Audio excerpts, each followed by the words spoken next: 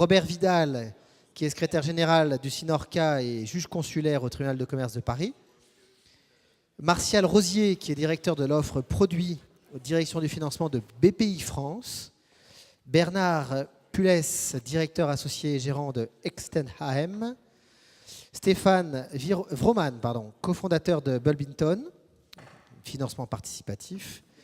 Pedro Novo, directeur de Paris BPI France. Et Jacques Giron, le directeur des partenariats professionnels de la BRED. Messieurs, je vous remercie d'avoir été ponctuels. On va donc devant une salle encore distraite par le café, et j'espère pas le pouce-café, parce que sinon ils ne vont pas arriver tout de suite, ou ils ne vont pas écouter, donc qui vont nous rejoindre, mais sur une thématique importante, celle du financement. Et Didier Chenet, peut-être toi, en plus, au-delà d'être président du Sinorca et de nous accueillir aujourd'hui, un spécialiste des questions de financement, est-ce que tu veux introduire cette table ? Oui, enfin, spécialiste, dans tous les cas, j'ai cette petite particularité d'avoir été un très très ancien de la BPI qui ne s'appelait pas la BPI à l'époque. J'ai été client de ce qui n'était pas la BPI, mais qui m'a bien aidé quand j'avais mon entreprise, donc c'était le CEPME. Et puis c'est vrai que le financement de nos entreprises, je crois qu'aujourd'hui, nous sommes des entreprises patrimoniales, indépendantes, ce qui ne facilite pas souvent le recours au financement. Je m'explique, dans la mesure où nous sommes les propriétaires, on a du mal de temps en temps à ouvrir notre capital, parce qu'on a très peur qu'en ouvrant le capital, on finisse par se faire mettre la main sur notre entreprise. Bertrand, qui est à côté de moi, expliquera que ce n'est pas le cas de tous les investisseurs. Et donc, par les temps qui courent, je crois qu'il était important d'abord de refaire un tour d'horizon sur quels sont les produits aujourd'hui de la BPI, particulièrement pour la modernisation de la restauration et modernisation de l'hôtellerie, puisque nous y avions travaillé à l'époque avec Martial et avec Jean-Marc Durand. Martial, on avait travaillé donc sur ces prêts, et aujourd'hui ça a bien évolué. Peut-être informer, non seulement pas peut-être, mais informer donc les participants de la façon dont on peut saisir la BPI, la façon dont on peut s'adresser à la BPI. Parce qu'aujourd'hui, tout le monde est persuadé, enfin beaucoup des professionnels sont persuadés que la BPI n'est pas accessible en direct. Ces messieurs vont nous démentir ça. Et puis en même temps, bien entendu, je l'ai dit, qu'une banque de réseau nous explique aujourd'hui quelles sont les possibilités d'investissement. Peut-être qu'il y aura même, il y aura des questions. Pourquoi certaines banques rechignent un petit peu à financer quelquefois un métier. Je dirais que pour certaines banques, notre métier, le métier de la restauration, est souvent considéré comme un métier à risque, voire à haut risque. Donc, qu'on s'explique un petit peu là-dessus. Et puis, je l'ai dit, on sera plus qu'intéressé d'écouter Bertrand Pulès, qui expliquera comment lui, entrepreneur, parce que ça c'est important, entrepreneur, il investit dans des entreprises indépendantes et patrimoniales, et comment il les accompagne vers la croissance, comment il les accompagne vers des projets. Et puis on aura aussi un petit éclairage sur le financement participatif. Absolument, sur le financement participatif. Donc on a vraiment tout le panel, depuis le haut de bilan jusqu'au le court terme. Donc je crois que ce sera intéressant, et vous serez amené à poser vos questions. Mais là, je laisse le meneur de jeu. J'espère. Alors, on a Martial Rosier et Pedro Novo, donc de BPI France, qui vont finalement introduire concrètement le sujet. Vous nous avez préparé d'ailleurs quelques diapositives. On va regarder ça tout de suite. Mais comment effectivement BPI peut aider financièrement ces entreprises du tourisme, dont vous avez des chefs d'entreprise ici nombreux. Et donc je vous laisse la parole. Et alors pour avancer les diapos, vous pourrez les voir ici, et puis les gens dans la salle les auront sur le grand écran. Vous avez la parole. Merci monsieur. Oui, merci. Il faut bien laisser le micro pas loin ou un peu au-dessus. Mais... Voilà, merci. Bonjour à tous. Nous allons faire un numéro en duo avec Pedro. On en est assez coutumier, je suis l'homme du siège, donc voilà, c'est une grande sortie pour moi aujourd'hui, donc je suis très heureux d'être parmi vous. Et lui, c'est l'homme de terrain. Donc pour les questions difficiles sur les crédits, c'est pour moi, et pour les dossiers, c'est pour lui. Voilà, c'est une bonne répartition des rôles. Je suis responsable au sein de BPI France de la construction de l'offre. La construction de l'offre, c'est travailler sur les bonnes solutions de financement et les solutions de financement adaptées aux professions. Et à ce titre, avec Jean-Marc Durand et Didier, nous avons, avec votre profession, travaillé sur les offres de financement particulières, dont je vous donnerai les dernières actualités. Mais je voudrais juste repréciser qu'au sein de BPI France, si j'arrive, voilà, c'est celui-ci, voilà. Aujourd'hui, dans notre maison, qui est basée sur des fondations historiques auxquelles j'ai appartenu, parce que moi, quand je suis rentré dans cette maison, il y en avait une qui était fondatrice, qui s'appelait le Crédit Hôtelier, donc c'est pas récent, mais ça aussi un point important à souligner. Voilà. Ce que je veux simplement dire par là, c'est qu'au travers de cette banque, qui est une banque de financement et une banque d'investissement, il y a des expertises, et ces expertises ont perduré et se sont transférées tout au long des enseignes que nous avons portées. Et vous trouvez chez nous une expertise en matière de financement du tourisme que l'on partage et pour lesquelles les banquiers de la place viennent nous chercher parce qu'il y a des concepts, du benchmark, il y a des indicateurs que nous savons utiliser, nous savons, tirer le sens du RevPAR, d'un prix moyen chambre, d'un taux d'occupation, ce qui n'est pas forcément des notions qui sont partagées par l'ensemble de la place et des banquiers de détail qui ont plus une approche client, retail, et qui n'ont pas toujours une approche sectorielle. Donc cette approche sectorielle, au sein de BPI France, elle existe, elle perdure.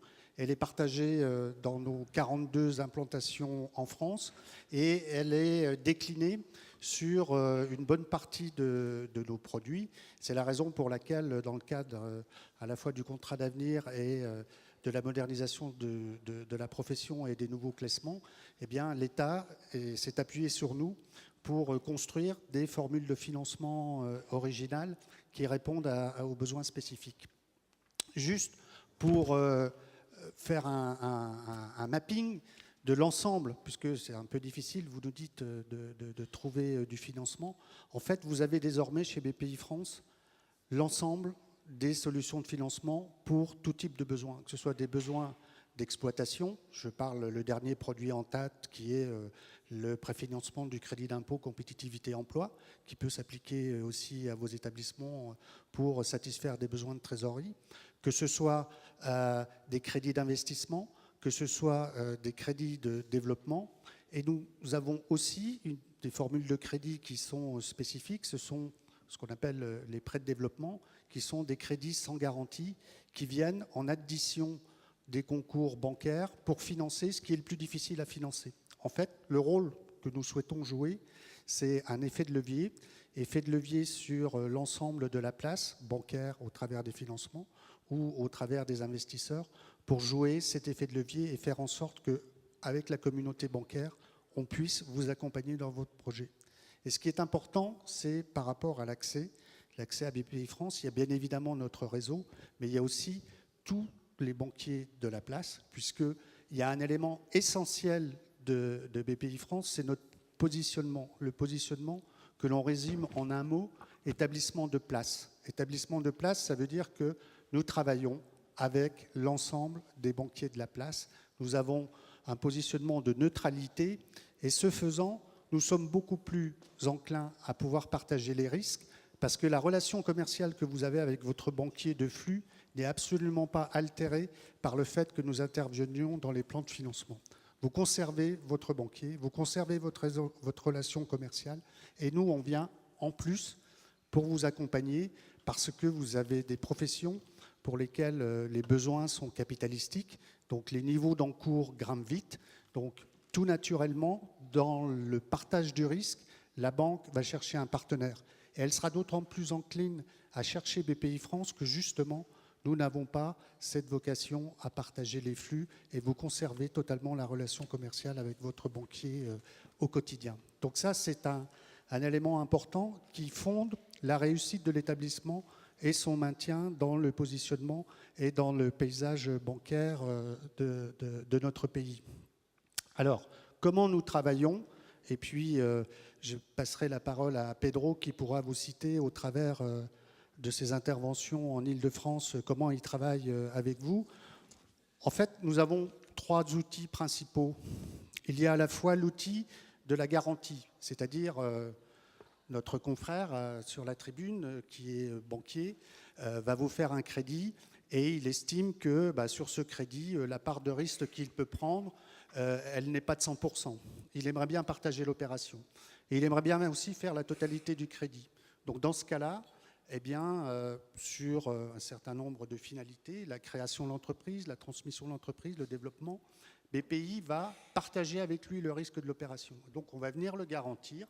Et si jamais, parce que notre métier c'est ça, c'est de partager du risque, mais c'est aussi bien évidemment de participer à la réussite des projets, mais à contrario aux pertes du projet, s'il y a défaut, la banque sera indemnisée à hauteur de 30, 40 ou 50% par BPI France. Ça, c'est un premier métier, et c'est le métier sur lequel on fait le plus grand nombre d'opérations.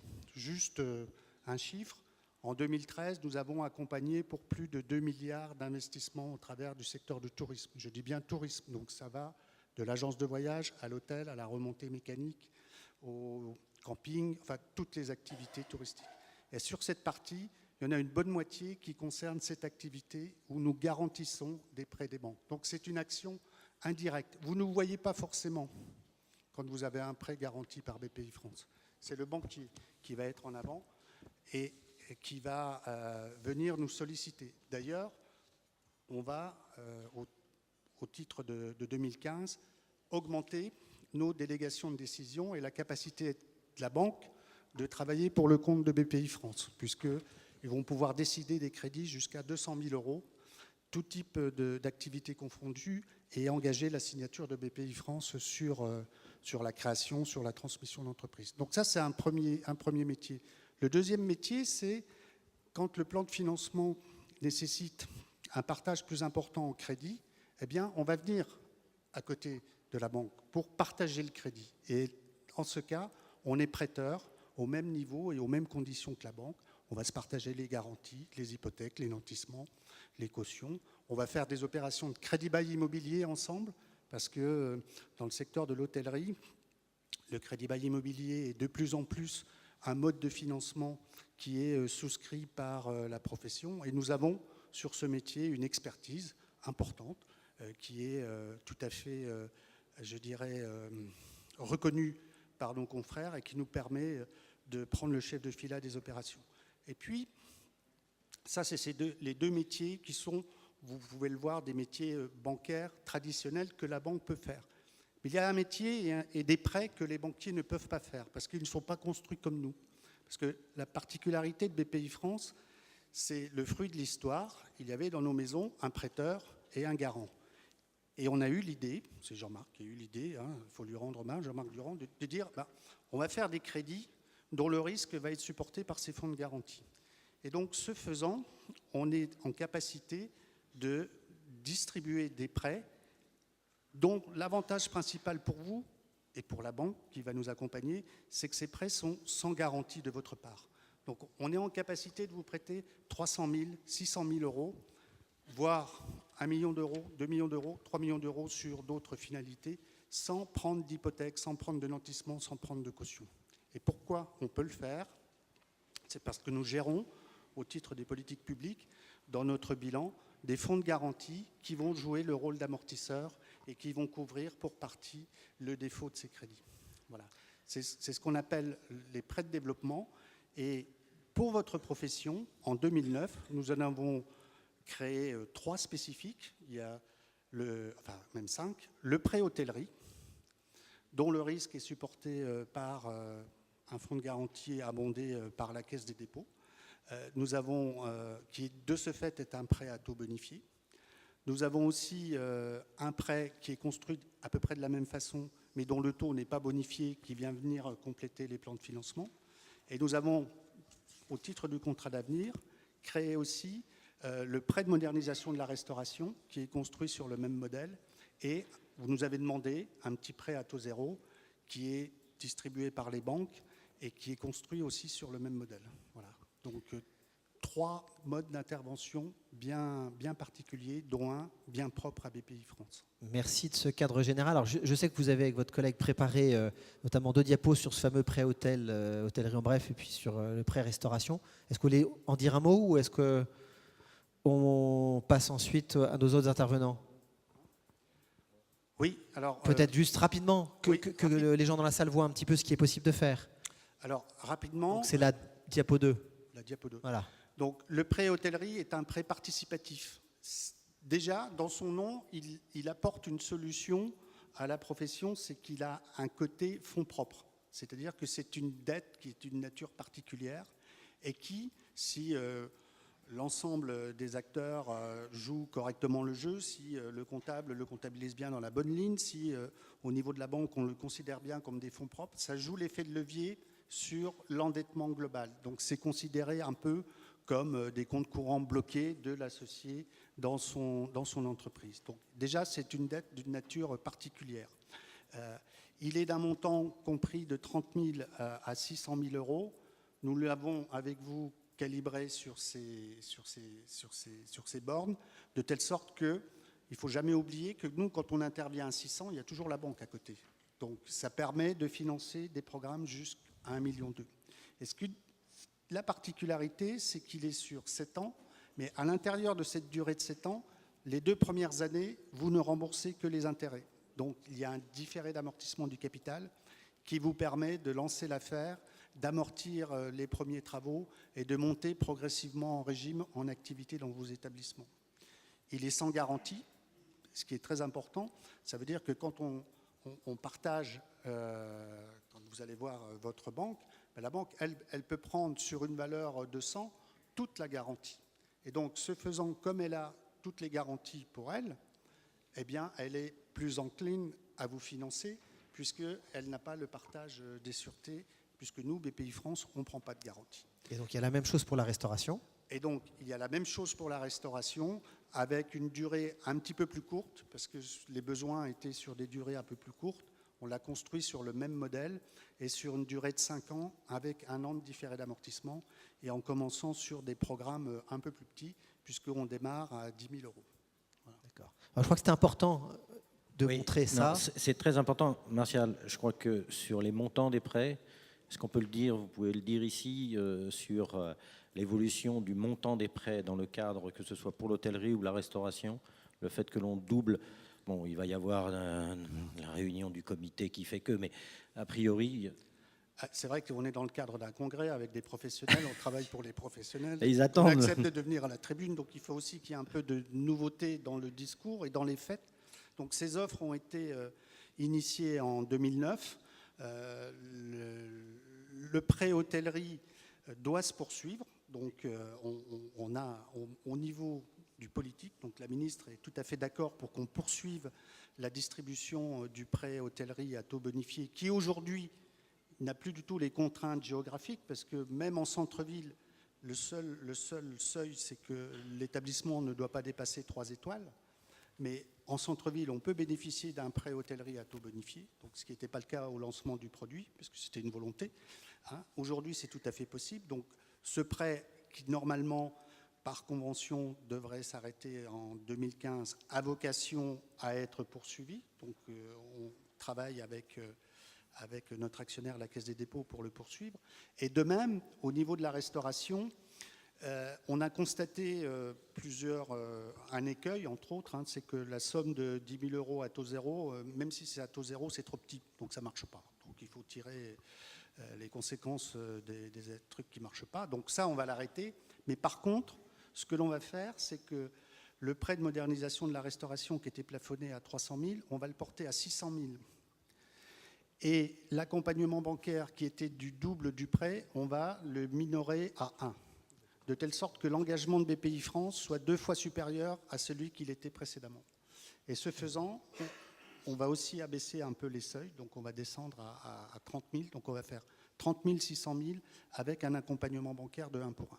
Donc tout ceci, normalement, doit être opérationnel en janvier 2015. Il y a des passages de type juridique à organiser. Il va y avoir un comité d'orientation suivi du Fonds de modernisation de la restauration qui va être programmé sur le mois de novembre. Les dates sont pratiquement arrêtées avec le cabinet, avec la DGE, et donc on est en train de caler la réunion à laquelle l'ensemble des participants et des professionnels dont votre syndicat fait partie sera convié pour, un, vous présenter le bilan du FMR, deux, ces nouvelles évolutions en matière d'offres, et trois, que vous les agréez pour que moi, après, en opérationnel, on puisse le mettre en œuvre au sein de BPI France.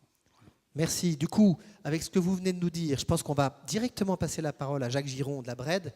Vous avez dit que les banquiers étaient vos partenaires et que vous étiez les partenaires ensemble de ces projets. Et puis on reviendra ensuite sur les propos que veut tenir M. Pulès. Mais là, je pense que vous avez des propos complémentaires. Vous avez aussi préparé 2 ou 3 diapos pour vous éclairer.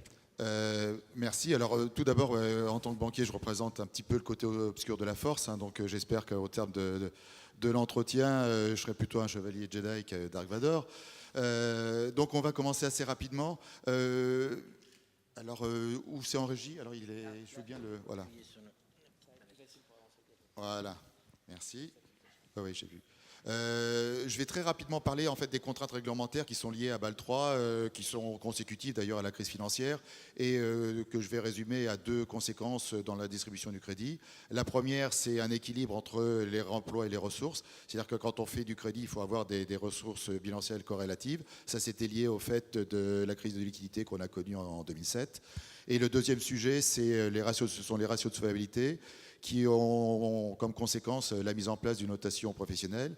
La notation professionnelle a une incidence à la fois sur la distribution du crédit et sur le coût du crédit. Alors, je vais rapidement là-dessus. Si vous souhaitez, vous poserez des questions par la suite. Mais simplement pour vous expliquer qu'on a aussi une activité qui a des contraintes réglementaires.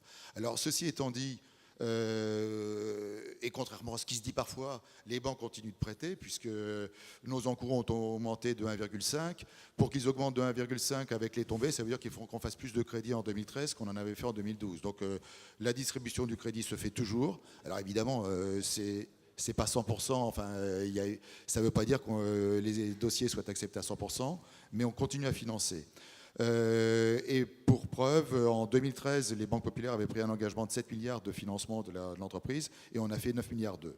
Alors, ce que je vous donne ici, ce que vous voyez sur la droite, c'est tout simplement la représentation de nos obligations maintenant d'évolution de ressources par rapport au emploi. C'est-à-dire que vous voyez en haut, vous voyez les parts bilancielles, c'est-à-dire les ressources, en bas les crédits.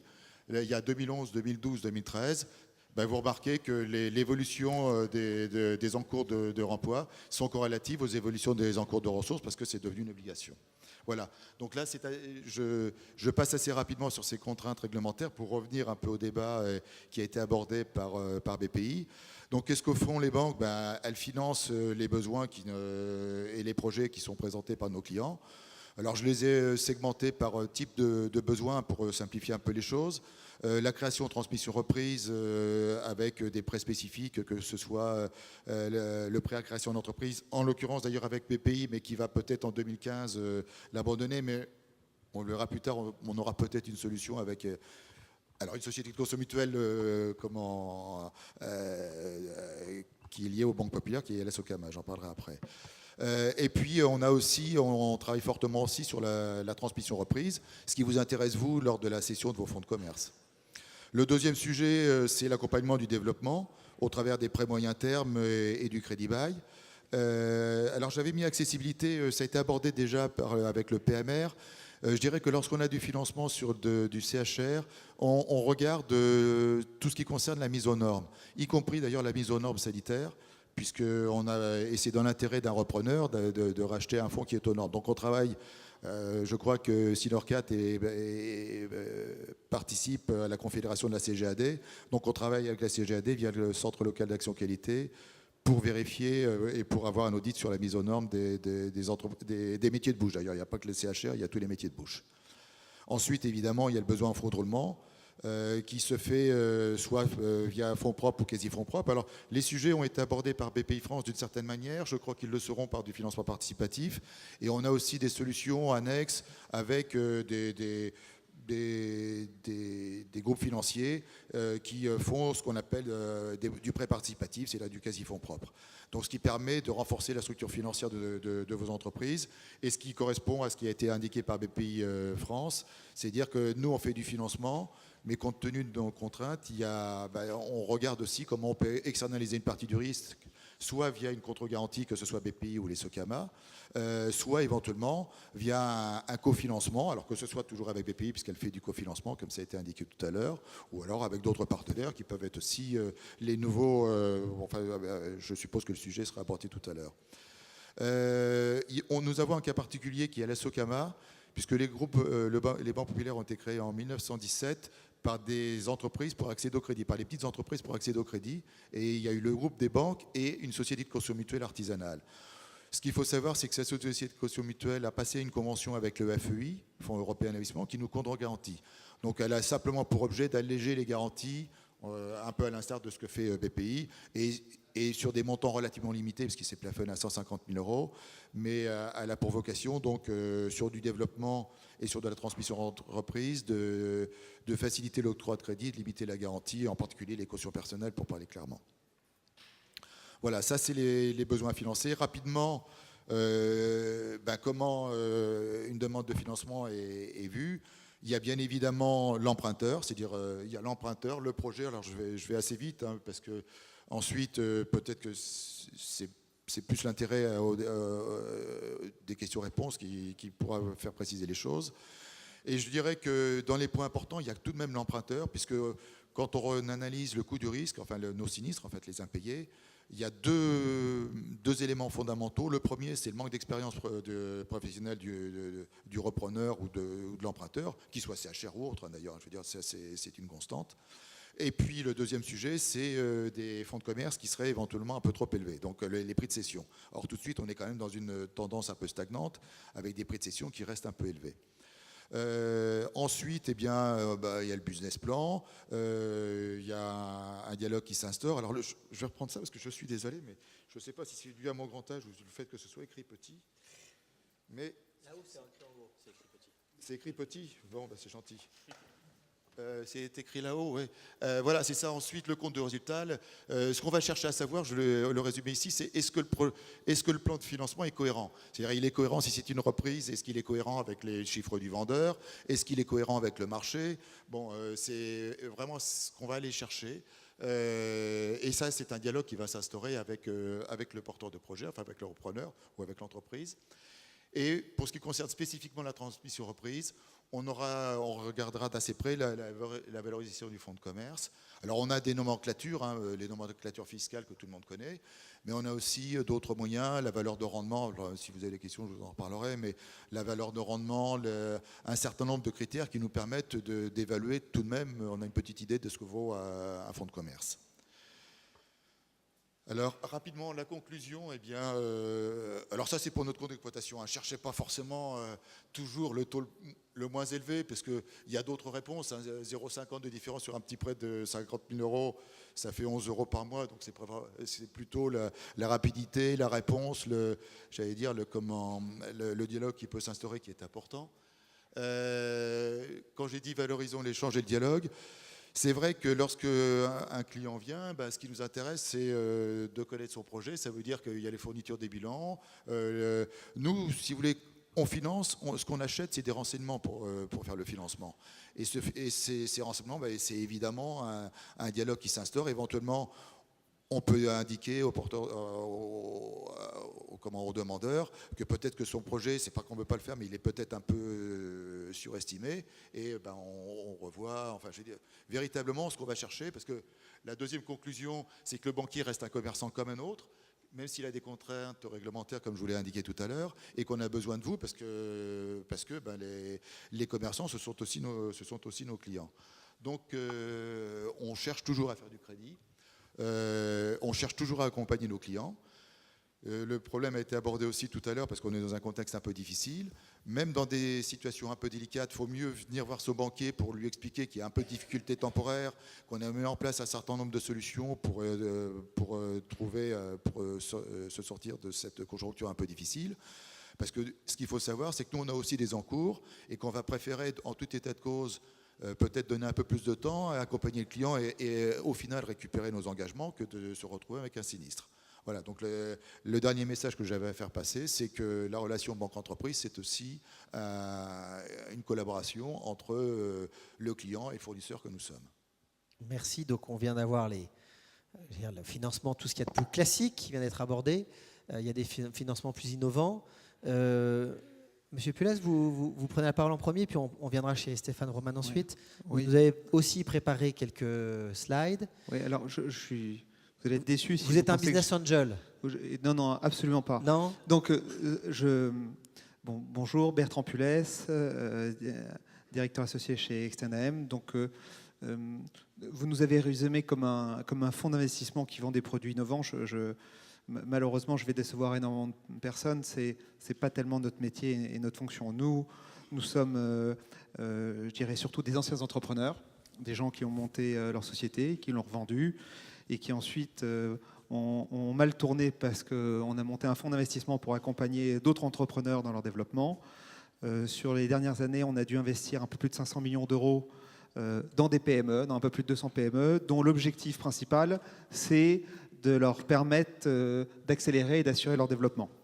Alors principalement sur ces 500 millions qu'on a investis, il y en a 150 millions, enfin 140 qui sont partis dans 2 secteurs d'activité. Je ne vais pas faire le détail de toutes les familles, mais qui sont surtout principalement le secteur de l'hôtellerie, mais aussi le secteur de la restauration.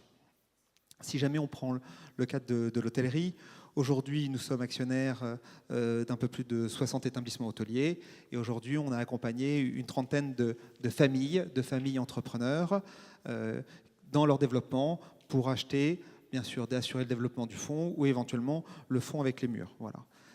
Et c'est ça dans toute la France. D'ailleurs, on ne l'a pas fait tout seul, on le fait avec nos amis de BPI ou avec l'aide d'autres co-investisseurs, car aujourd'hui, quand on est un entrepreneur, il faut être pragmatique. Ce qui est important, c'est développer son entreprise et avoir des gens qui vont être bienveillants, hands-on et qui vont venir vous challenger pour accompagner le développement. Voilà quelle est la préoccupation, je dirais, d'un entrepreneur, c'est de trouver des partenaires qui vont accompagner son développement. Et ce terme de partenaire, c'est un terme qui, pour moi, est primordial. Est-ce qu'on appelle ça quelqu'un de confiance? Mais c'est quelqu'un qui, quelque part, au moment où vous n'allez pas bien dormir la nuit, comme vous ou avec vous, il ne va pas bien dormir la nuit parce qu'il va réfléchir sur votre problème. C'est ça la problématique. Sur la partie restauration, elle est venue, c'est pas nous qui sommes venus aller voir des restaurateurs, ce sont plutôt des porteurs de projets qui sont venus nous voir et on a été séduits pour accompagner aussi sur cette partie-là. Et aujourd'hui, on continue de regarder le secteur de la restauration. Pour le premier critère, c'est qu'il y a d'abord des synergies et des passerelles évidentes qui sont entre l'hôtellerie et la restauration. C'est une continuité qui était quand même assez claire. La deuxième, c'est que j'avoue que dans la partie restauration, comme dans l'hôtellerie, on aime beaucoup cette notion de fonds de commerce et éventuellement de propriété des murs, qui peut être un véritable amortisseur pour toutes nos PME en cas de difficulté. D'ailleurs, c'est pour ça aussi que nos confrères, les banquiers, aiment bien aussi ce secteur d'activité. Voilà. Et puis, n'oublions pas, aujourd'hui, il n'y a pas de projet sans un homme, sans une équipe.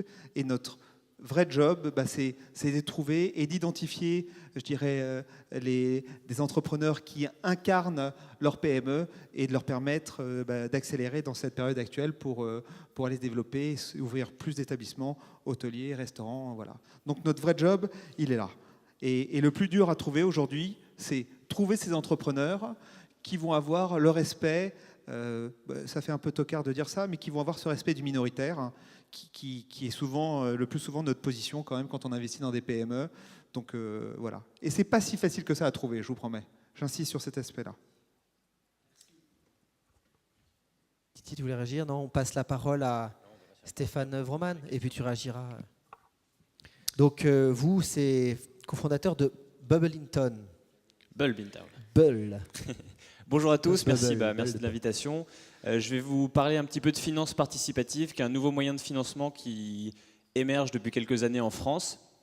dont on entend parler de plus en plus fréquemment. On l'a connu au début sur la musique, sur des secteurs vraiment créatifs, des jeux vidéo, etc. Et nous, donc, chez Bulb Interne, on applique la finance participative sur une logique de proximité à des TPE, à des PME, donc principalement à des commerçants de proximité, à des artisans.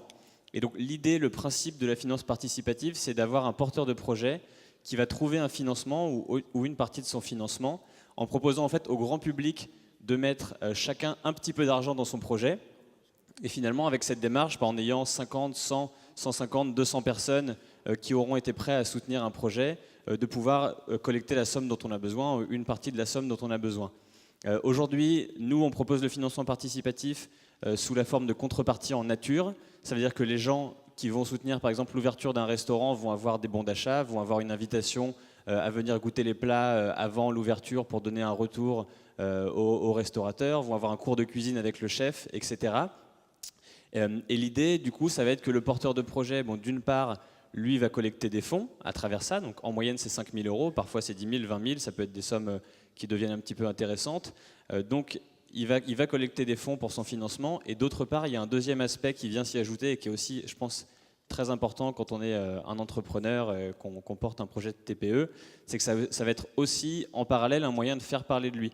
Donc il y a toute une dimension de communication à travers le bouche à oreille, à travers les articles de presse qui vont pouvoir découler d'une campagne comme ça, qui sont vraiment importants. Et donc c'est vraiment ces deux piliers qui font l'intérêt de la finance participative. Et enfin, et je rebondis sur ce qu'ont pu dire l'ensemble des intervenants tout à l'heure, nous on a une démarche avec la finance participative qui n'est pas de se dire tout ce qui existait avant est lacunaire et fonctionnait mal, et grâce à la finance participative qui est innovant, nouveau, etc., tout va être réglé. Mais en revanche, de se dire au contraire que la finance participative, c'est un nouveau mode de financement, mais en fait ça vient très bien s'articuler avec les financements déjà existants en tant qu'effet de levier finalement. Et simplement un petit exemple pour illustrer ça, nous on a accompagné la création d'un café à Villeneuve-sur-Lot, donc dans le sud-ouest. Ce café-là, ils sont allés voir une plateforme d'initiative locale qui leur ont accordé un prêt d'honneur. Ce prêt d'honneur était sous réserve qu'eux puissent avoir un prêt bancaire qu'ils devaient avoir, qui finalement ne s'est pas fait, donc tout s'écroulait un petit peu. Ils ont fait une campagne de financement participatif à ce moment-là, ils ont collecté 6 000 euros, il y a eu 150 personnes qui se sont mobilisées, et du coup il y a eu des articles dans la presse locale, donc voilà, il y a eu un petit buzz autour du projet, ce qui a fait qu'il y a des banques qui spontanément les ont contactés en disant on a entendu parler de votre projet, on voit qu'il y a une belle mobilisation autour, contactez-nous si vous avez besoin d'être accompagné. Excusez-moi, si Oui. la technique voulait bien arrêter de nous faire défiler des slides, nous on touche à rien. Je suis désolé, mais pour la compréhension de ce que vous dites et tout, on voit passer des slides qui n'ont rien à voir avec ce dont on est en train de discuter. Je te rassure, à l'écran, les gens, il n'y a que toi qui vois que ça... On voit ma tête à l'écran, je crois. Tout va bien, tout va bien. C'est bon. Mais je vous remercie. J'ai pas de slide, c'est pour ça. Simplement pour finir sur cet exemple, du coup, le fait d'avoir fait parler d'eux autour de ce projet, il y a eu des banques qui les ont contactés spontanément et qui en fait ont été sensibles à la fois au fait que leur rapport a été augmenté, puisqu'ils ont eu 6 000 euros en plus, mais aussi, et c'est plus important, c'est vraiment une preuve de marché. Ça montre que le projet, peut-être qu'il est un peu innovant, peut-être qu'il ne rentre pas dans toutes les cases, mais ça démontre que les gens, dans la ville, dans le quartier, ils ont vraiment une envie pour ce projet-là. On sait que les 150 personnes qui ont soutenu, c'est autant de gens qui vont venir quand ça va ouvrir, qui vont être des premiers clients, qui vont être en plus des clients ambassadeurs qui vont en parler autour d'eux. Et d'autre part, et je termine là-dessus, ça démontre aussi aux investisseurs que le porteur de projet a une vraie motivation, une vraie envie, une vraie passion autour de son projet, car il a été capable de mobiliser des gens autour de son projet à travers la finance participative. Donc voilà vraiment sur ce mode de financement. L'idée, c'est que de se positionner sur les fonds propres, qui sont un des besoins principaux, de se financer de manière vraiment ouverte, de faire parler de soi et de pouvoir en faire un levier auprès des autres formes de financement. Merci pour cette solution alternative. Bon, toutes mes excuses pour avoir troublé le... Moi, je voyais défiler des choses, je me suis dit, ça va poser un problème. Je voudrais poser J'aurais deux questions à poser avant qu'on que la salle ne pose des questions, bien évidemment. La première des questions, elle va être pour BPI. BPI, je l'ai dit tout à l'heure, pour nous, BPI est inaccessible. Quand je dis pour nous, pour les professionnels, BPI est inaccessible en direct. Nous sommes persuadés, nous avons Bon, que pour accéder à la BPI, il fallait passer par sa banque. La banque étudie le dossier. Si elle considère que le dossier est un bon dossier, eh bien, je dirais, elle appelle la BPI. Et nous souhaitons, nous, professionnels, de pouvoir, je dirais, être en contact direct avec la BPI, mener bien entendu le dossier avec sa banque. Mais est-ce que c'est possible? Je crois que Pedro, là... C'est plus que possible. Je vous invite tous à prendre rendez-vous avec moi à la fin de la réunion. Et on partagera un peu nos ambitions. Alors oui, la BPI France est accessible naturellement. D'abord, c'est pas une banque passive. La BPI France, c'est une banque active, c'est une banque de prospection, de démarchage, qui va sur le terrain, dans vos cuisines, et qui va essayer de nourrir d'abord ce qu'est la vraie vie. Et la vraie vie, c'est pas un catalogue, c'est pas un catalogue de produits à financer qui est plus ou moins bien que les autres. La vraie vie, c'est d'abord une émotion, c'est d'abord une ambition partagée, c'est des projets, et à partir de là, on va habiller le projet avec les outils qu'il faut. Mais ça se passe chez vous, ça se passe chez nous éventuellement dans nos bureaux, mais c'est d'abord avec vous de partager cette envie de construire quelque chose de grand. On est la banque du tourisme français, en quelque sorte, de par notre histoire partagée. On a conscience que la restauration et le tourisme font aujourd'hui partie intégrante du soft power de la culture française à travers le monde, que Paris, entre autres, mais que la France en général, dans les terroirs, les territoires, et à Paris ou dans les grandes agglomérations, est une vitrine, et vos métiers, vous êtes en quelque sorte les sentinelles de ce savoir-faire d'excellence français. C'est pourquoi on a construit tout ce catalogue finalement autour de cela, pour upgrader, améliorer, toucher l'expérience client et faire de cette marque France quelque chose de puissant. Voilà. À partir de là, je suis très heureux d'être là et de voir la réunion des intervenants, parce que vous avez en face de vous finalement ce qui va définir l'équilibre du financement des entreprises françaises et du monde entrepreneurial dans les 10 à 15 ou 20 prochaines années. Le monde a profondément changé. Et ce n'est pas fini, ça va se renforcer. La France a profondément changé aussi, ça ne vous aura pas échappé, et elle va continuer à changer. L'accès au financement va changer. La façon dont on va financer nos projets va changer. On va vous aider, on va vous apprendre à le faire, c'est notre métier. Par contre, il y a une chose qu'il ne faut pas que vous lâchiez, vous, de votre côté, c'est l'ambition. C'est l'envie d'investir, c'est l'envie d'innover, c'est l'envie de vous développer. À partir de là, si je vous demande dans la salle, qui a ouvert son capital ? On fait qui a bel ouvert joke son ce capital? matin. Il n'y a pas une main qui se lève. Vous avez votre Voilà. réponse, Pedro. Voilà le drame français. C'est-à-dire, c'est pas mal, c'est pas sale non plus, mais c'est pas grave non plus, parce que c'est l'héritage de l'histoire. L'histoire d'une France où l'accès au crédit a été abondant et pas cher pendant des dizaines d'années. Et cette histoire a changé. Les projets que vous avez su construire aujourd'hui, vous ne pourrez plus les construire avec les mêmes leviers que vous avez connus depuis 20 ans. C'est fini. Et donc, en fonction de vos projets qui sont extrêmement capitalistiques, vous allez voir naître de nouvelles offres. On a commencé à en parler. Ce que vous avez vu depuis tout à l'heure, c'est le démarrage d'un nouveau paradigme. Les projets se financeront avec davantage de fonds propres, avec de l'obligataire convertible, avec de l'obligataire, qui sont des notions que vous ne connaissez pas ou que vous n'avez pas encore croisées dans vos parcours, mais que vous allez rencontrer de plus en plus, avec des assureurs qui vont commencer à vous parler et qui vont compléter tout ce que nous faisons déjà et ce que font très bien nos amis banquiers sur la place. Et j'appuie naturellement parce que je vous garantis que les très beaux dossiers, ils sont tous courus les uns derrière les autres par tous les banquiers de la place, notamment sur Paris. Mais c'est vrai que les partenaires bancaires font leur job avec leurs contraintes qui leur sont imposées. Ça a été dit, c'était la première ligne, les impacts balistiques, comme je les appelle, BAL 3, qui apportent d'énormes contraintes. Mais ils continuent à faire du financement, plus comme avant. Ça sera probablement un peu plus contraint, probablement avec des ratios un peu plus détendus, probablement avec des spreads qui seront à peu près chahutés en fonction de laquelle spread, taux, combien vous payez, qui seraient à peu près qualifiés en fonction du risque de l'entreprise. Ça ne sera pas la même ambiance que l'on a connue, abondante, des dernières années, mais ça sera finalement un équilibre nouveau qui va s'écrire avec l'ensemble de ceux que vous voyez ici autour de la table et qui vont apporter ces solutions à vos ambitions. Voilà. Et je terminerai sur une chose, c'est que toutes ces ambitions dont on parle, ce n'est pas uniquement du matériel, du mobilier ou de l'immeuble, c'est de plus en plus une économie qui se digitalise, qui se numérise, qui renforce l'aspect émotionnel de la consommation, de l'expérience client dont on vous rabâche souvent l'importance, etc.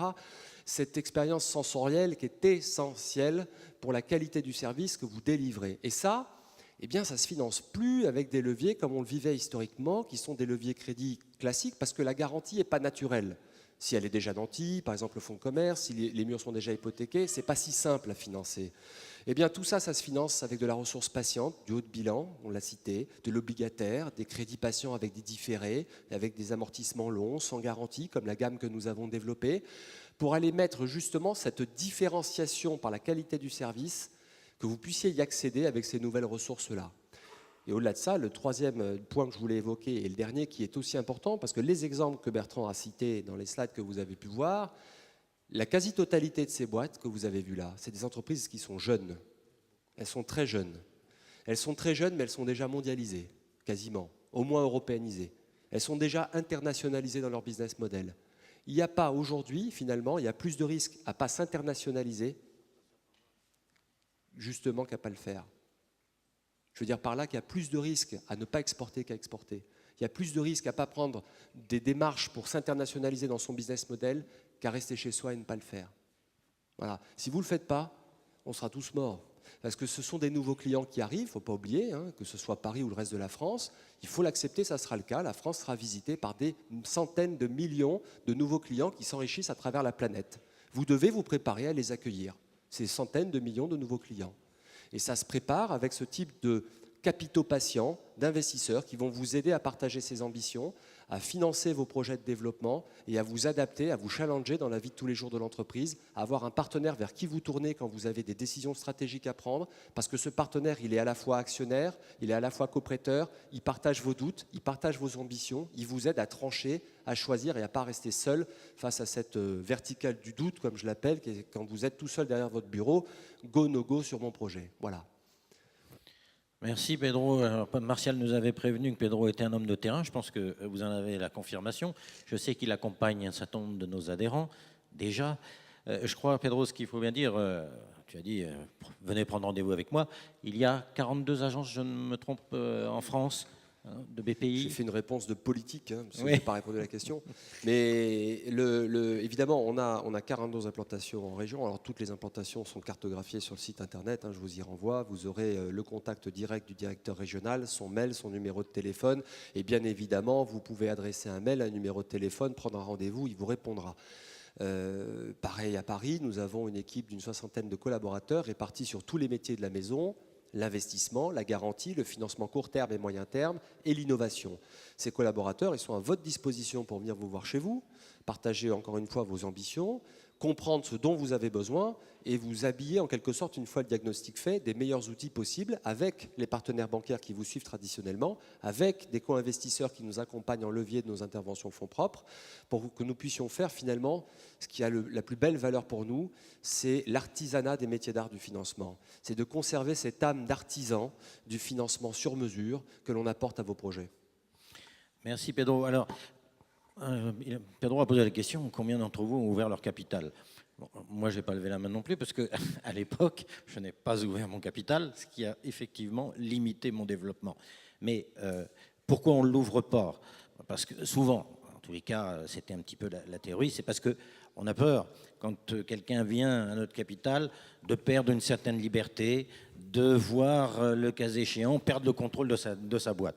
Alors Bertrand, tu peux nous dire un petit peu comment toi, lorsque tu arrives, tu prends jusqu'à combien, quel est le pourcentage de capital que tu prends? Et encore, je crois que tu ne l'exprimes pas simplement en termes de pourcentage. Enfin, explique-nous un petit peu comment on peut rassurer ici nos amis de dire que ce n'est pas le grand méchant loup qui va venir, qui met 15%, puis après, qui met la main sur la boîte. Alors, je vais pas pouvoir représenter et défendre toute une profession.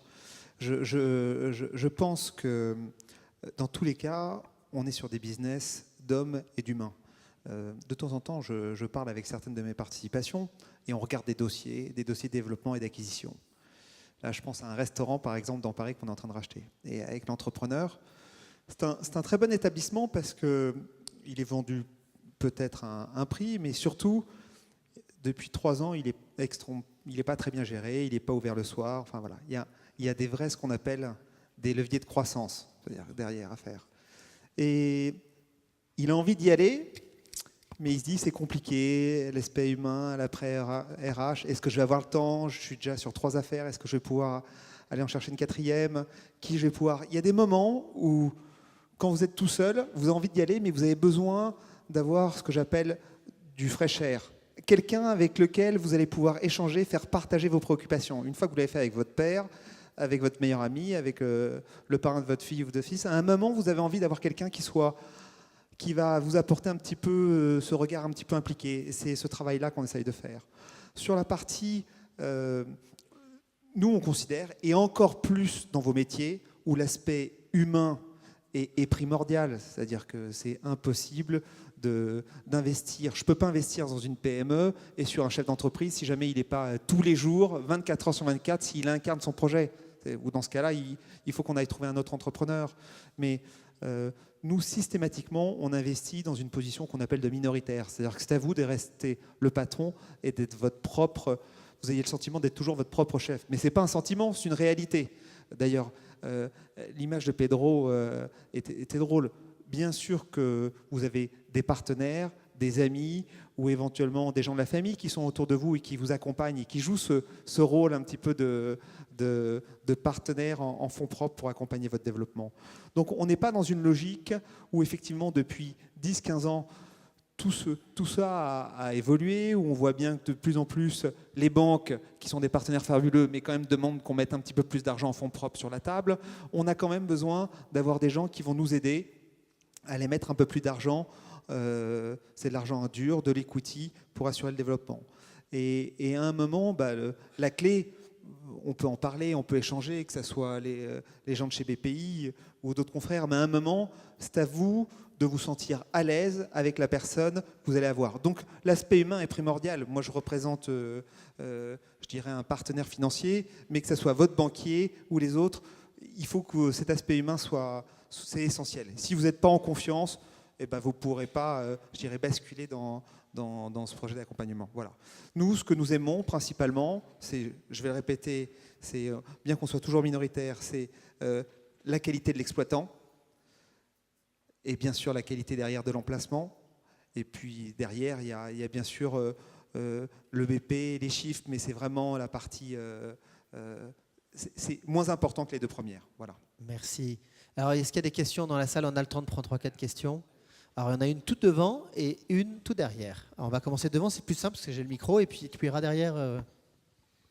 Bien, messieurs, c'est avec beaucoup d'intérêt qu'on vous a écouté, mais moi je préside une fédération qui s'appelle la FAGIT et qui représente l'hôtellerie de séjour implantée dans la station touristique et donc saisonnière. Alors, ce que je peux vous dire, c'est que chez nous, la quasi-totalité de nos exploitants sont propriétaires murs et fonds. Ils sont ouverts entre 4 et 6 mois par an. Alors, de deux choses l'une, où on considère que l'affaire rémunère son exploitant, et auquel cas il n'y a pas un centime qui rémunère le capital, ou alors on rémunère le capital et on laisse mourir de faim son exploitant. Alors, moi, je voudrais bien ouvrir notre capital, chez nous, on voudrait bien ouvrir le capital, mais j'ai l'impression que ce serait des ouvertures qui n'attireraient que les courants d'air. Quelqu'un veut répondre sur ce premier point et puis on ira sur la question de monsieur au fond. Je vois que Bertrand me tend le micro avec habileté. Pedro, je t'aiderai après, mais commence, t'es meilleur que moi. Cette situation, y a pas, là encore une fois, c'est pas un dogme. Il faut que ça réponde à un besoin. Il ne s'agit pas de rentrer pour ouvrir ou entrer pour entrer. Quand on investit dans une entreprise, c'est qu'il y a un besoin identifié, parce que les apports des actionnaires sont insuffisants pour équilibrer le projet, ou parce que les ambitions des actionnaires actuels et familiaux de l'entreprise pour l'acquisition d'un deuxième établissement ou d'un troisième établissement ou une rénovation fondamentale conduit à élargir le tour de table parce que la capitalisation est insuffisante, etc., etc. Bon, donc ça répond d'abord à un besoin. Ensuite, il y a une ingénierie financière qui n'est pas complètement dilutive, qui est une ingénierie financière qui s'adapte, qui est sur mesure en fonction des impératifs familiaux, des équilibres historiques et d'une négociation sur mesure. Ces équilibres impliquent l'utilisation d'outils comme des obligations, tu y reviendras probablement, voire des obligations convertibles, qui sont un poil plus souples quand même que l'entrée au capital dur. Et quand on parle d'entrée au capital, on ne parle pas de projet où l'investisseur est à 50%. on parle de projets, pour nous, mais pour Bertrand aussi, sur lesquels nous sommes particulièrement dilués. Et quand je dis dilués, nous sommes à 15%, 20%, 30%, grand maximum. Donc notre position, on reste à notre place. On n'est pas les exploitants. On réunit dans le panier des ressources les ressources nécessaires à la réussite du projet.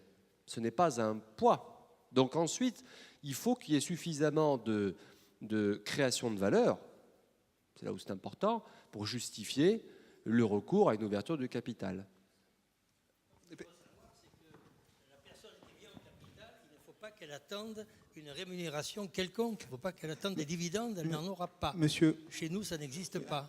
Monsieur, votre message est très clair et en plus, il est entendu. C'est-à-dire qu'aujourd'hui, pour parler un peu la rémunération, ça peut être aussi le moteur de performance aujourd'hui, c'est la dette bancaire. Je vais vous parler en exemple.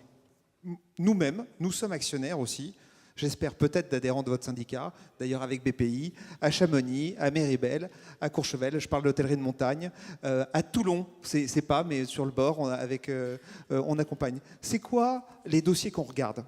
C'est l'exploitant hôtelier qui a 2 hôtels et il connaît la famille qui part à la retraite du 3e. Mais il n'a plus tellement d'argent en fonds propres. Cependant, il a 2 belles entreprises qui sont rentables. Mais il ne peut pas mettre d'argent sur la table.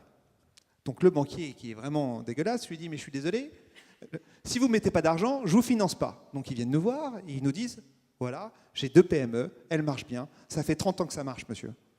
Est-ce que je les valorise? Vous rentrez à hauteur de 10% dans mon capital et l'apport que je vais faire va servir de fonds propres pour aller acheter ces 3e affaires. Donc non seulement je vais élargir mon périmètre, je vais maîtriser ma concurrence. Comme je suis dans un rayon de 1 km autour de moi, il y a des synergies. Donc mes établissements seront mieux gérés. Voilà. Ça, c'est un exemple. Mais je peux vous dire que dans les 15 prochaines années, je suis peut-être avec Pedro dans un mois à la convention des franchisés Accor. Et quand vous regardez la moyenne des chefs d'entreprise qui sont dans la salle, car ce sont tous des chefs d'entreprise, même certains adhérents de chez vous, il va y avoir dans les 10 prochaines années, je dirais, des passations parce que des gens vont vouloir partir à la retraite, les enfants ne vont pas vouloir reprendre et ils vont vouloir confier leur bébé, je ne vais pas dire l'œuvre d'une vie, mais à des gens qu'ils vont choisir, qui n'auront peut-être pas forcément les poches les plus profondes. Et voilà. Et c'est une manière. Et notre job, c'est ça. Quand vous parlez de la rémunération que l'on attend, je ne sais pas très bien à quoi vous pensez, mais moi, ma rémunération, c'est quand j'achète un bien, je suis comme vous, je co-investis à côté de vous, je valorise votre groupe en accord avec vous. Si vous n'êtes pas d'accord, on ne fait pas. Et puis dans ce cas-là, la rémunération, c'est le travail accompli qui, au bout de 5, 6, 7 ans, on fait venir 2 experts, 3 experts et on voit comment ça se passe. Et généralement, dans la plupart du cas, c'est notre actionnaire principal, c'est-à-dire vous-même ou vos adhérents, qui, je dirais, nous rachètent parce qu'ils veulent rester chez eux. Hein, et ils ont, je dirais, ils veulent rester chez eux. Ou deuxième solution, l'affaire n'était pas aussi bonne qu'on espérait. Et dans ce cas-là, ce 3e actif qu'on avait acheté, on le revend ensemble et on partage. Voilà comment ça se passe tous les jours dans la vraie vie.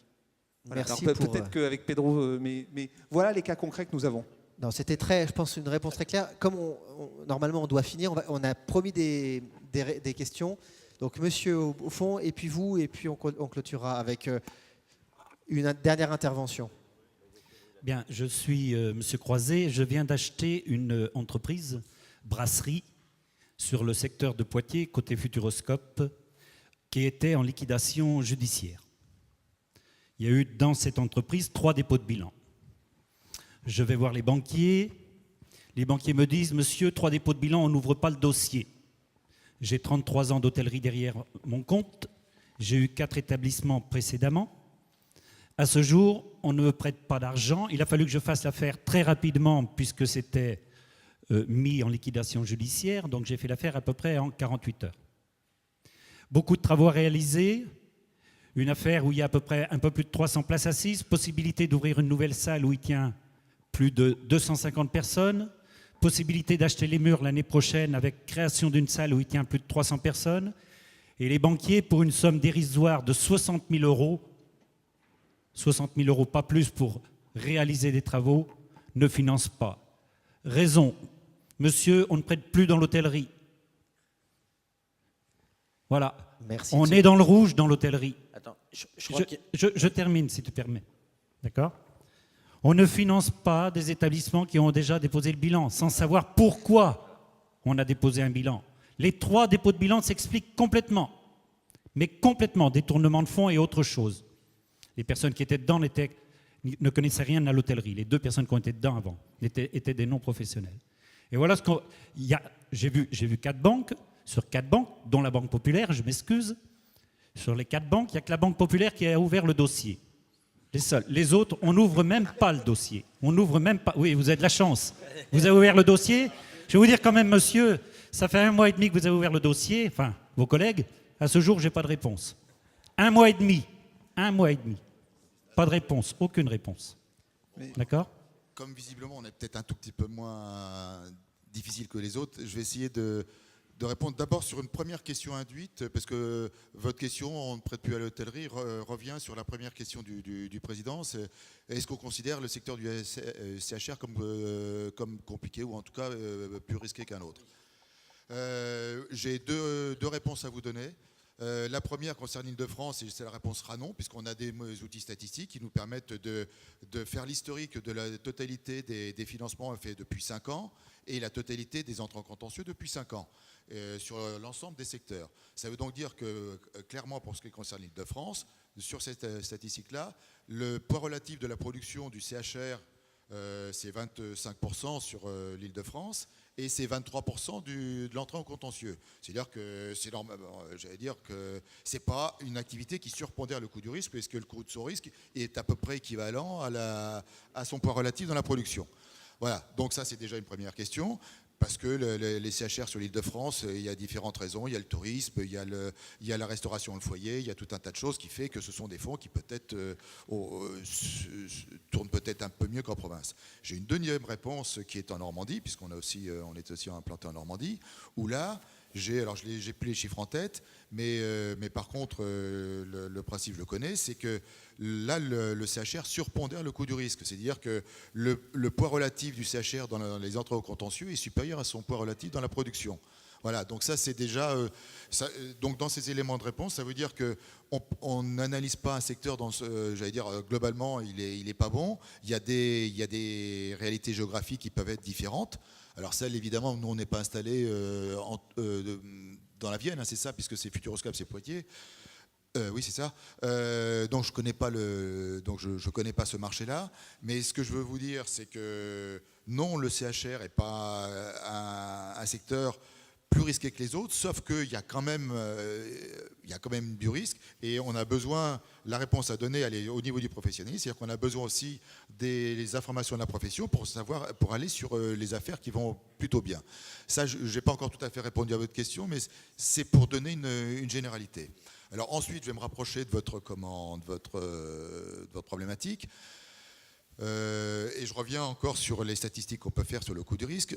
Il y a trois, je vous l'ai dit tout à l'heure, il y a 3 sources de risques aggravés. L'inexpérience du chef d'entreprise, des fonds de commerce vendus trop cher, et il y en a une troisième que je n'ai pas indiquée, mais qu'on constate, c'est les fonds qui tournent tous les 2 ou 3 ans. Un fonds qui tourne tous les 2 ou 3 ans, on peut quand même se poser des questions. Alors, ce n'est pas tout à fait qui dépose le bilan tous les 2 ou 3 ans, mais je dirais qu'à la limite, celui qui tourne tous les 2 ou 3 ans, c'est un petit peu moins grave que celui qui dépose tous les 2 ou 3 ans. Et là, effectivement, il y a un problème, parce que on se dit, comment ça se fait que ça tourne tout le temps? En général, il est vendu presque aussi cher que la fois précédente, et il sert surtout à rembourser la dette. Donc, c'est vrai que là, objectivement, et on est... Tout à l'heure, j'ai dit qu'on avait un langage de vérité à voir. Là, effectivement, on regarde ces choses-là d'un peu plus près. Alors, pour le cas précis là, je ne le connais pas, donc je ne peux pas aller beaucoup plus loin. C'est vrai qu'objectivement, une affaire qui dépose 3 ou 4 fois de suite, elle est forcément regardée avec oui, enfin, suspicion, je sais pas. Enfin bon, elle est quand même regardée avec prudence, on va dire. Et peut-être que ça s'explique. Alors, vous avez peut-être, au bout d'un certain temps, alors 60 000 euros, c'est vrai que c'est pas un montant exorbitant. Donc, il y a peut-être des solutions. Et peut-être que là, on revient au business plan. Peut-être qu'il y a des explications à donner sur les dépôts antérieurs, effectivement, qui étaient peut-être plus liés à des belles versations, qu'à une situation. Mais je dirais que globalement, Le CHR, c'est pas d'emblée une activité qu'on va exclure. On va regarder des secteurs géographiques qui sont peut-être plus ou moins risqués les uns que les autres et on a les moyens de le savoir. Je vous l'ai dit, le problème, c'est parfois le prix. Et pour ce qui vous concerne, là, malheureusement, je peux difficilement vous donner une réponse précise, si ce n'est que peut-être que pour 60 000 euros, en expliquant pourquoi, il y a... Bon, Alors, excusez-moi, ça c'est pour la BPI. Deux banques me disent, si je donne le dossier à la BPI, on me répond, la BPI, dès lors où il y a eu un dépôt de bilan précédent, n'ouvrira même pas le dossier. Pedro, tu me permets Allez-y rapidement, puisqu'on a dit qu'on prenait une dernière question et après il faut qu'on clôture. Mais monsieur, on lui a promis qu'il pourrait poser sa question. Demander à la BPI directement. C'est faux. Je pensais tout simplement qu'on ne pouvait pas accéder à la BPI directement. Les banques de, disent on ne peut demander. pas accéder. Maintenant, je le sais. Non, mais sur le fond, pour faire très court, sur le fond, il y a un dossier qui malheureusement traîne une culture maudite sur la place, visiblement. Quand vous avez un dossier comme celui-là, malheureusement, vous subissez le poids du passé et vous devez restaurer l'équilibre de confiance avec les prêteurs de place qui connaissent ce dossier par cœur, malheureusement, avec une mauvaise image. Et donc, vous repartez de plus loin que si vous preniez une affaire à une bonisse. Mais indépendamment du fait de reprendre une affaire à la barre du tribunal. Ça arrive tous les jours et on en fait tous les jours. Là, en l'occurrence, ça fait 2 ou 3 fois de suite. Donc forcément, vous allez courir un 100 mètres avec des boulets aux pieds. Et il va falloir essayer de remonter cette histoire en dépassionnant le sujet, en étant extrêmement pragmatique sur les chiffres, les performances et les ambitions, et démontrer que les équilibres financiers seront favorables. À partir de là, il faut réunir les conditions de résilience et de réussite. Peut-être un investisseur à vos côtés, peut-être un équilibre financier avec plus d'apports, peut-être un recours à la dette plus modéré, peut-être un recours à BPI France à travers des prêts de modernisation de restauration pour faire avec le banquier et garantir la part du banquier.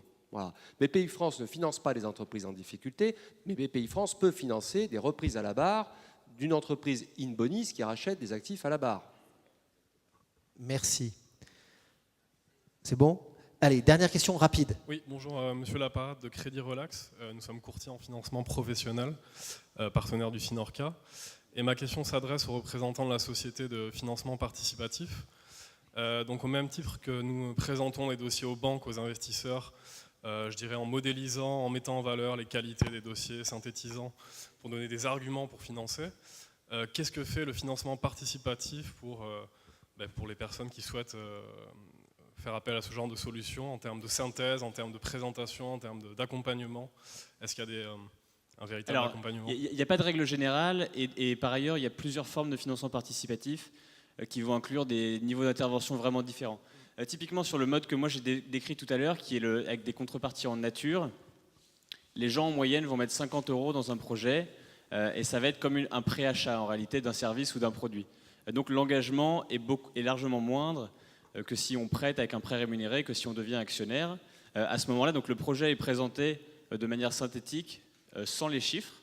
On donne l'objet du financement, on explique quel est le projet, et à ce moment-là, les gens peuvent choisir ou non d'adhérer. Ils ne prennent pas de risque ensuite sur la réussite ou non du projet. Ensuite, si on fait un financement en capital, ce que nous, on est en train de mettre en place, à ce moment-là, la démarche est tout à fait différente et on va complètement se rapprocher de ce que fait Extend, notamment sur cette approche-là. Donc, c'est-à-dire qu'on va regarder avec un comité de sélection le business plan et on va regarder les éléments habituels qui sont en effet l'équipe qui est extrêmement important, le projet, le marché, l'ambition. Ces éléments vont être étudiés, vont être analysés, vont être présentés de manière objective aux futurs investisseurs potentiels. Et ça là-dessus, notamment, il y a une réglementation qui a été votée début octobre qui va demander un agrément par l'AMF de conseiller en investissement participatif pour pouvoir faire ce métier-là. Et cet agrément-là, pour l'obtenir, il y a un certain nombre relativement importante de choses qu'on doit prouver dans la manière de faire le métier, qui vont prouver qu'on le fait de la manière sérieuse, et notamment, à des points importants, qu'on informe de manière exhaustive et objective l'ensemble des investisseurs potentiels pour qu'ils ne soient pas trompés, et qu'on les informe également sur le risque qui peut être pris. Donc voilà, tout ça était relativement libre jusque-là, devient extrêmement encadré, extrêmement clair, donc ce qui va permettre de faire aussi le métier, de le faire avancer, de le rendre crédible et légitime, et de le faire sérieusement. Merci. Alors c'est Monsieur Robert Vidal, qui est le secrétaire général du Sinorca, qui va conclure nos travaux. Vous êtes aussi juge consulaire au tribunal de commerce de Paris. Et alors, quand il n'y a vraiment plus de sous, on fait comment? Avant de prendre la parole, Je pense que mon voisin avait une réponse à apporter. Non, non, vous ne voulez pas. Bon. Moi, si vous permettez, j'aime bien parler debout. Hein. Pardon. Bon, vous avez bien écouté. Vous avez emprunté, vous avez fait une affaire, un business plan.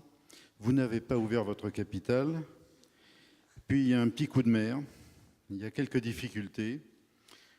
Un peu de tension avec la banque. Et un mauvais cap à passer. 2-3 chiffres. En 2014, à Paris, 4124 ouvertures de procédures collectives, soit plus 24% par rapport à 2011. En juillet 2014, les défaillances d'entreprises dans le secteur de l'hôtellerie-restauration sont en hausse de 4,6%. C'est actuellement le secteur le plus touché avant l'habillement. Donc face aux difficultés qui peuvent s'annoncer, ça peut arriver à tout le monde, surtout ne restez pas seul.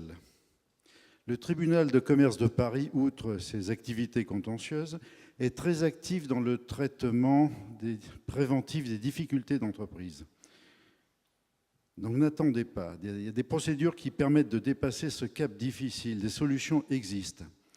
Vous avez un juge du tribunal de commerce qui est délégué à la prévention, qui peut vous écouter en toute confidentialité et vous présenter différentes solutions prévues par la loi pour vous aider dans ces difficultés. À titre d'exemple, en 2013, il y a eu 2123 entretiens traités par les juges de la prévention, toujours dans la plus grande confidentialité. 33 600 salariés étaient concernés par ces entretiens.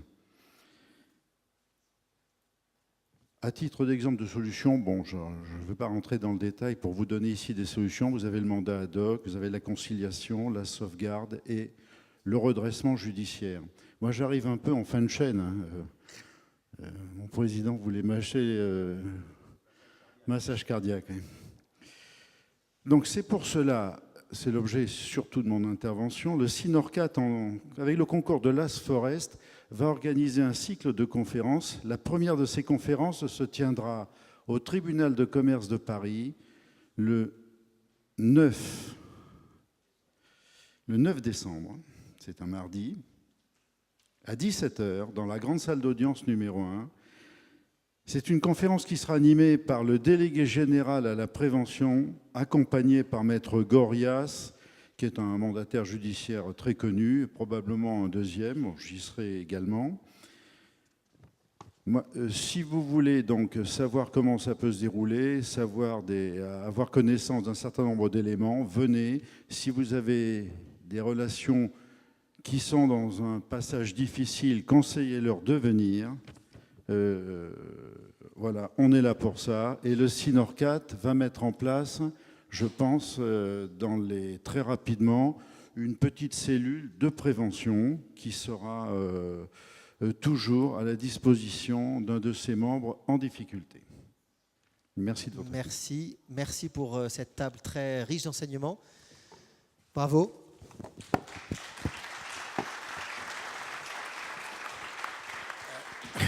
Et alors, avant de passer à la prochaine plénière, on a une présentation du... Oui, une présentation du GNI, mais je voulais rappeler, vous dire ici, que le 5 décembre 2014, BPI France et Extendam donc organisent, la caméra peut peut-être filmer le... Non, ils ont le slide. Donc, organise donc deuxième matinale l'Extendam BPI France, les nouveaux enjeux du secteur de l'hospitality. Voilà, si vous voulez bien l'envoyer. Elle y est. Donc, je crois, vous êtes, Pedro, comme Bertrand. Oui, l'idée pour nous, c'est, comme le disaient les gens de chez BPI France, c'est que nous, on est surtout là pour essayer d'apporter, j'aime bien ce terme, pardon, je vais le réemployer, c'est du fresh air auprès de nos entrepreneurs. Et 2 fois par an, on réunit toutes nos participations où on fait venir des intervenants sur toutes les problématiques qui sont liées à votre métier. On va faire venir sur les problématiques entre l'hôtellerie et la restauration des gens comme Serge Trigano, Jean-Bernard Falco. La partie architecture, décoration est aussi quelque chose qui est essentiel dans vos métiers. Donc on fait venir India Madavi et Vincent, j'ai oublié Pedro, Vincent Bastille. Et aussi, n'oublions pas sur toutes les problématiques fiscales, Là aussi, il y a des optimisations. Il faut se préparer sur la nouvelle législation en 2015. Et ça aussi, ça s'anticipe. Donc voilà, on fait venir des consultants pour répondre à vos questions. Voilà. On est vraiment là pour vous accompagner, pour le répéter une 5e fois. Et notre job, c'est aussi de vous mettre en face les bonnes personnes. Merci. Donc, rendez-vous est donné. Merci.